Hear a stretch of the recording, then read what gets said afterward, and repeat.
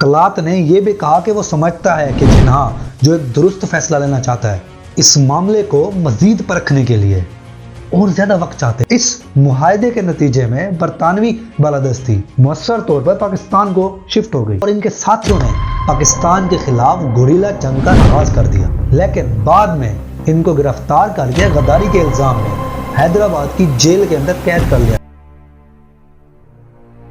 کلات نے یہ دلیل دی کہ یہ ذاتی معاہدہ تھا اور اس میں کوئی اور ایکٹ موجود نہیں تھا جس کے اندر یہ لکھا گیا ہو کہ یہ لیز والے علاقے وراثت میں کسی اور کو مل جائیں گے، لہٰذا یہ معاہدہ کلات اور برطانوی راج کے درمیان تھا، تو یہ معاہدہ پاکستان کو وراثت میں نہیں مل سکتا، اس لیے پاکستان برطانوی حکومت کا جانشین نہیں بن سکتا۔ پاکستان نے اس موقف سے اتحاد نہیں کیا، پاکستان نہیں سمجھتا تھا کہ یہ ایک ذاتی معاہدہ تھا، کیونکہ ذاتی معاہدہ وہ ہوتا ہے جس کے اندر کوئی ایک مخصوص فرد شامل ہوتا ہے یا پھر کوئی ذاتی انسان کا ہوتا ہے۔ ماؤنٹ بیٹن نے یہ کہا کہ انٹرنیشنل قوانین کے مطابق وہ معاہدے جو زیر بحث ہوتے ہیں جانشین کو منتقل کر دیے جاتے ہیں۔ ماؤنٹ بیٹن نے یہ تجویز دی کہ اگر پاکستان اور کلات کا آپس میں کوئی معاہدہ نہیں ہوتا اور ان کی بات چیت مکمل نہیں ہو پاتی تو پھر یہ معاہدہ ایک ثالثی ٹربیونل کے سامنے پیش ہو سکتا ہے۔ کلات اس معاملے پر اور بھی بات کرنا چاہتا تھا۔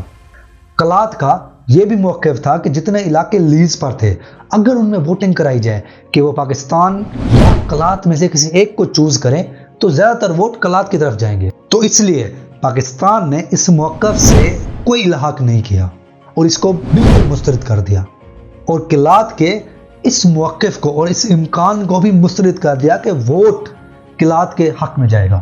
کلات نے اپنی گہری خواہش شو کی کہ وہ پاکستان کے ساتھ دوستانہ تعلقات رکھنا چاہتا ہے۔ کلات نے یہ بھی کہا کہ وہ سمجھتا ہے کہ جناح جو ایک درست فیصلہ لینا چاہتا ہے، اس معاملے کو مزید پرکھنے کے لیے اور زیادہ وقت چاہتے ہیں۔ ماؤنٹ بیٹن نے اس کے بعد یہ تجویز دی کہ جناح کو ان مذاکرات کے اندر شامل نہ کیا جائے۔ ماؤنٹ بیٹن نے اس بات پر زور دیا کہ کلات اور پاکستان کو ایک ایگریمنٹ اسٹینڈ اسٹل ایگریمنٹ کے اوپر دستخط کرنے چاہیے، جو بعد میں دونوں نے کر لیے۔ اس معاہدے کے اندر یہ شرط بھی شامل تھی کہ دونوں فریق جلد از جلد اپنے تعلقات کے اوپر بات چیت کریں گے، خاص طور پر دفاع اور خارجی امور کے حوالے سے۔ آرٹیکل 1 کے مطابق پاکستان اس بات کو تسلیم کر لیتا ہے کہ کلات ایک الگ ریاست ہے اور اس کی حیثیت برطانوی ہندوستان کی دیگر ریاستوں سے بالکل مختلف ہے، لیکن آرٹیکل 4 میں یہ لکھا ہوا ہے کہ پاکستان اور کلات کے درمیان ایک اسٹینڈ اسٹل ایگریمنٹ ہوگا، جس کے تحت پاکستان ان تمام ذمہ داریوں کا پابند ہوگا جو کلات اور برطانوی حکومت کے درمیان 1839 سے لے کر 1947 تک کیے گئے۔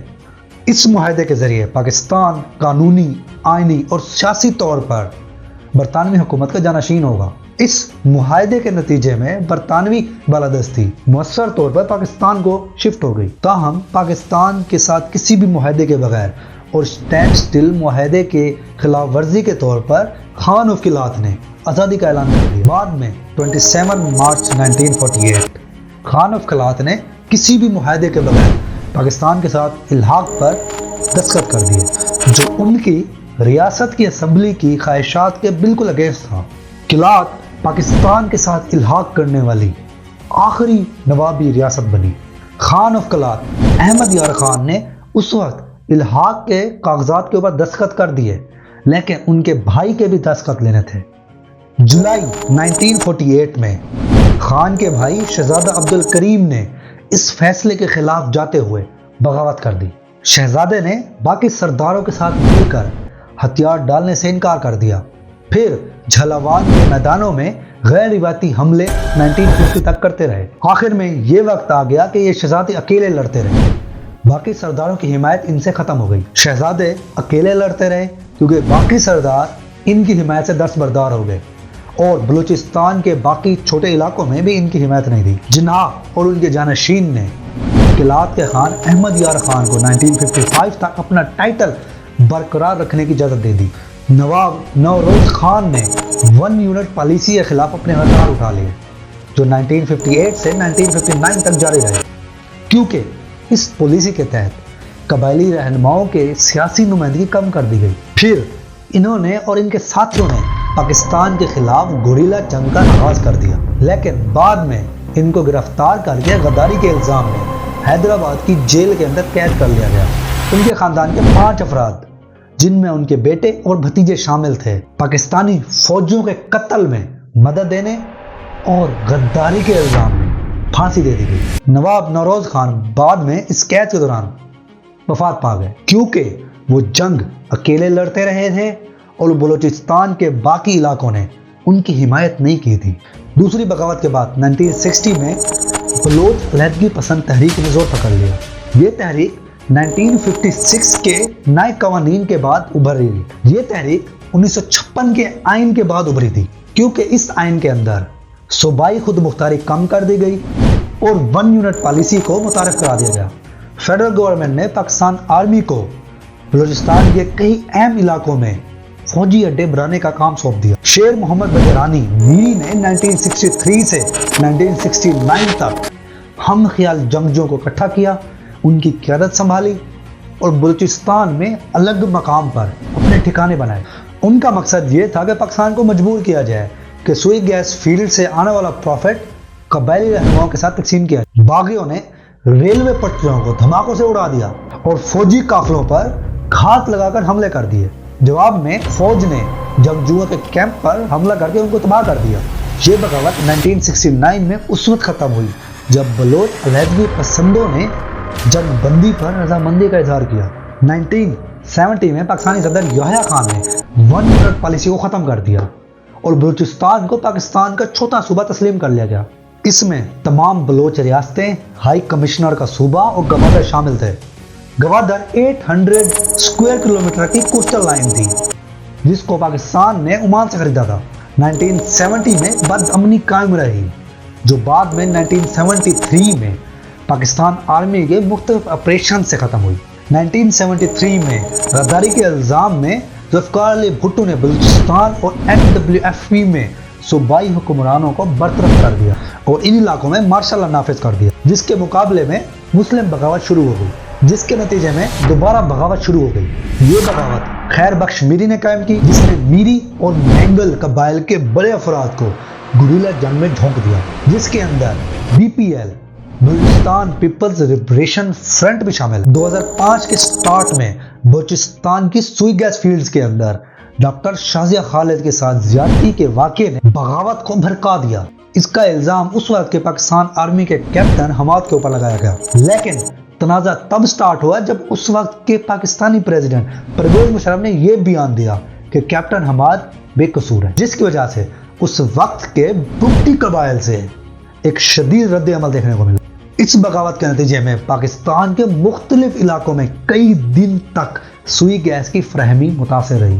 2005 में बलोच रहनुमाओं नवाब अकबर खान बुगटी और मीर बलाच खान ने पाकिस्तानी हुकूमत को 15 नुकाती एजेंडा पेश किया। उनके मुतालबात में सूबे के कुदरती वसाइल पर ज्यादा इख्तियार और फौजी अड्डों की तामीर पर पाबंदी शामिल थी। 15 दिसंबर 2005 फ्रंटियर कोर के inspector general major general Shujaat जमीरदार और उनके नायब ब्रिगेडियर सलीम नवाज ये उस वक्त जख्मी हो गए जब उनके हेलीकॉप्टर पर बलूचिस्तान में फायरिंग की गई। प्रोविंशियल इंटीरियर सेक्रेटरी ने बाद में ये बयान दिया कि ये वाकया उनके साथ कोहलू के नजदीक हुआ। दोनों के पैर में जख्म आए और अब उनकी कंडीशन स्टेबल है। ईरान की मदद से पाकिस्तान आर्मी ने अलहदगी पसंद ग्रुपों को काफी नुकसान पहुंचाया। जब पाकिस्तान में दोबारा 4 सूबों का निजाम बहाल हुआ और सरदारी निजाम खत्म कर दिया गया तो बगावत कमजोर पड़ गई। अगस्त 2006 में 79 साल नवाब अकबर खान बुगटी पाकिस्तान आर्मी के अगेंस्ट अटैक में मारे गए, जिसमें कम से कम 60 पाकिस्तानी फौजी और 7 अफसर भी हलाक हुए। पाकिस्तान की हुकूमत ने इन पर बम धमाकों और सदर परवेज मुशर्रफ पर रॉकेट हमले की जिम्मेदारी का इल्जाम भी आयद किया था। अप्रैल 2009 में बलोच मूवमेंट के सदर गुलाम अहमद बलोच और 2 दीगर कौम रहनुमा अफराद बलोच नेशनल मूवमेंट के सदर गुलाम मोहम्मद बलोच और उसके 2 दीगर रहनुमा लाला मुनीर और शेर मोहम्मद एक छोटे कानूनी दफ्तर में गिरफ्तार कर लिया गया। मुबैना तौर पर उनको हथकड़ी लगाकर आंखों पे पट्टी बांध के इंतजार करती हुई एक पिकअप ट्रक में धकेल दिया गया, जो अब भी इंटेलिजेंस फोर्सेस के जेर इस्तेमाल है। और ये सब उनके वकील और आसपास के दुकानदारों के सामने हुआ। मुबैना तौर पर مسلح افراد فارسی میں بات کر رہے تھے جو افغانستان اور ایران کی قومی زبان ہے۔ 5 دن بعد 8 اپریل کو ان کی گولیوں سے چھلی لاشیں ایک تجارتی علاقے میں برآمد ہوئی۔ بی ایل اے نے اس بات کا دعویٰ کیا کہ ان حملے کے پیچھے پاکستان آرمی کا ہاتھ تھا۔ دیکھا جائے تو انٹرنیشنل ایکسپرٹس کا ماننا تھا کہ اگر واقعی میں پاکستانی فورسز ان کے پیچھے ہوتی تو کیا واقعی میں آسانی سے وہ لاشوں کو ایک تجارتی علاقے میں پھینک دیتی اور پورے بلوچستان کو آگ لگا دیتی، کیونکہ لاشوں کے ملنے کے بعد بلوچستان کے کئی علاقوں میں ہڑتالیں، فسادات، مظاہرے اور شہری مزاحمت کئی ہفتوں تک جاری رہی۔ اگست 2009 میں خان آف کلات میر سلیمان داؤد نے خود کو بلوچستان کا 12واں حکمران قرار دے دیا اور باضابطہ طور پر کونسل فار انڈیپینڈنٹ بلوچستان کا اعلان کر دیا۔ اس کونسل کے تحت یہ دعویٰ کیا گیا کہ ایران کے صوبے سستان اور بلوچستان اور پاکستان کے صوبے بلوچستان شامل ہے، تاہم اس کے اندر افغان بلوچ علاقے شامل نہیں تھے۔ میر سلیمان داؤد نے بعد میں یہ بھی دعویٰ کیا کہ برطانیہ کو اخلاقی ذمہ داری کے طور پر اس معاملے کو انٹرنیشنل لیول کے اوپر اٹھایا جائے۔ دی اکونومسٹ نے لکھا ہے کہ بلوچ علیحدگی پسندوں کو طاقتور بگٹی قبیلے کے کچھ افراد اور بلوچ متوسط طبقوں کے بعض حصوں کی جانب سے مالی اثر و رسوخ یا ہمدردی کی حمایت حاصل ہے۔ اس کی وجہ سے آج کی بغاوت پچھلی تمام بغاوتوں سے اور زیادہ مضبوط ہے، لیکن علیحدگی پسندوں کو پھر بھی پاکستان کی وسیع فوج کے خلاف غالب آنے میں مشکلات کا سامنا کرنا پڑے گا۔ اپریل 2012 میں اکونومسٹ نے دوبارہ لکھا، انہوں نے لکھا اکبر بگٹی کے قتل کے بعد بغاوت کے لیے حمایت میں نمایاں اضافہ ہوا ہے، جس میں بلوچستان کے ابھرتے ہوئے رچ طبقے کی بڑی تعداد شامل ہے۔ امریکہ میں مقیم بلوچستان کے جلا وطن صحافی اور اخبار کے مدیر ملک سجاج اکبر لکھتے ہیں، جاری بلوچ مزاحمت نے پاکستان حکومت کے لیے ڈیفرنٹ چیلنجز رکھے ہیں اور یہ چیلنجز سنجیدہ ہیں اور یہ پاسٹ کی مزاحمتی تحریکوں کے اگینسٹ زیادہ دیر تک رہی ہے۔ یہ مزاحمت ایک تو زیادہ وسیع ہے جس کے اندر پورا صوبہ شامل ہے، دیہاتی پہاڑی علاقوں سے لے کر شہری آبادی تک۔ اس میں بلوچ خواتین اور بچے بھی باقاعدہ احتجاجی ریلیوں میں حصہ لے رہے ہیں۔ اس سے انٹرنیشنل لیول پر بھی ایک توجہ حاصل ہو رہی ہے، جس میں 2012 میں امریکی کانگریس کی سماعت بھی شامل تھی۔ اسلام آباد نے اپنے ہمسایہ ملک بھارت پر بلوچستان کی بغاوت کی حمایت کرنے کا الزام لگایا ہے۔ اگر دیکھا جائے تو 2014 کے آخر تک بلوچستان کے اندر ان گروپوں کی اندرونی لڑائی نے ان کو کمزور کر دیا ہے۔ 23 نومبر 2014 کو بی ایل اے جنگجوؤں نے چینی قونصلیٹ پر حملہ کیا۔ 2014 کے ایک آرٹیکل کے مطابق بلوچ جرنلسٹ ملک سراج اکبر نے رپورٹ کیا تھا کہ بلوچ علیحدگی پسند لوگوں نے اپنے ہی کمانڈروں کو قتل کرنا شروع کر دیا۔ 2 مارچ 2022 کو کوئٹہ کے فاطمہ جناح روڈ پر دھماکہ ہوا جس کے اندر 3 افراد جاں بحق ہو گئے، جس میں ایک ڈپٹی سپرنٹینڈنٹ آف پولیس بھی شامل تھا، جبکہ 25 دیگر افراد زخمی ہوئے جس میں 2 پولیس اہلکار بھی شامل تھے۔ 7 فروری 2024 کو عام انتخابات سے ایک دن پہلے 2 بم دھماکوں میں درجنوں افراد ہلاک ہو گئے۔ 26 اگست 2024 کو بی ایل اے کے ایک اور حملے میں 70 افراد جاں بحق ہو گئے۔ 11 سے 12 مارچ 2025 کے دوران بی ایل اے کے باغیوں نے جعفر ٹرین ایکسپریس کو ہائی جیک کر دیا، جس میں کم از کم 59 افراد ہلاک ہو گئے اور سینکڑوں کو یرغمال بنا لیا گیا۔ پاکستان فوج کے آپریشنز میں 346 یرغمالیوں کو آزاد کرا لیا گیا اور تمام 33 حملہ آور مار دیے گئے۔ دی نیوز انٹرنیشنل نے 2012 میں رپورٹ کیا تھا کہ گیلپ کے سروے کے مطابق جو ڈی ایف آئی ڈی کے لیے کیا گیا تھا اس میں بلوچستان کی زیادہ تر آبادی پاکستان سے آزادی کی حمایت نہیں رکھتی۔ سروے کے نتائج کے مطابق صرف 37% بلوچ اور 12% پشتون آزادی کے حق میں تھے، تاہم 67% لوگوں نے صوبائی خود مختاری کی حمایت کی، جس میں 79% بلوچ اور 53% پشتون شامل تھے۔ اب اینڈ میں آپ لوگ یہ سوچ رہے ہو تو اس کا سولوشن کیا ہوگا؟